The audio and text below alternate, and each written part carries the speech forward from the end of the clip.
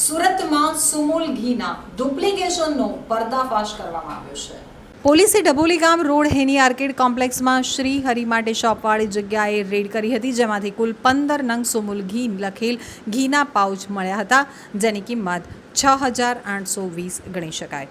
Red દરમિયાન હાજર સુમુલ ડેરીના અધિકારીઓએ ખરાઈ કરતા સુમુલ ડેરીના સુમુલ શુદ્ધ ઘીના પાઉચવાળા આબેહૂબ દેખાય તેવા ડુપ્લિકેટ ઘીના પાઉચ બનાવી રાખી તેમાં ડુપ્લિકેટ ઘી બનાવી તે ઘી પાઉચમાં પેકિંગ કરી વેચાણ કરી સામાન્ય ગ્રાહકોના સ્વાસ્થ્યને જોખમમાં મૂકી તેમની સાથે તેમજ સુમુલ સંસ્થા સાથે છેતરપિંડી કરી તેમજ લોગોનો ઉપયોગ કરી ટ્રેડમાર્ક તથા કોપીરાઇટ હકનો ભંગ કર્યો હતો. સંસ્થાના FSSAI નંબર તથા માર્ક ચિહ્નનો પણ ગેરકાયદેસર ઉપયોગ કરેલ હોવાનું જણાઈ આવેલ છે.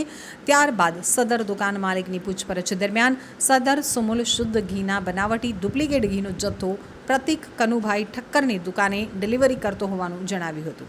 ત્યારબાદ ડુપ્લિકેટ ઘીનો જથ્થો પૂરો પાડનાર પ્રતિક ઠક્કરની ટેકનિકલ તેમજ હ્યુમન રિસોર્સિસના આધારે તપાસ કરી અડાજણ ખાતે ચાલતા બનાવટી ઘીના ગોડાઉન પાલનપુર પાટિયા અડાજણ સુરત ખાતે રેડ કરી હતી અને સુમુલના નામે બનાવટી ઘી બનાવવાની સાધન સામગ્રી કબજે કરી હતી. આ રેડમાં જે આરોપીઓ પકડાયા છે તેમાં લલિતભાઈ ઘનશ્યામભાઈ ઇટાલિયા, પ્રતિક કનુભાઈ ઠક્કર, વિશાલભાઈ સતીશભાઈ શાહ અને આશીષભાઈ કાંતિભાઈ દૂધવાલા સામેલ છે.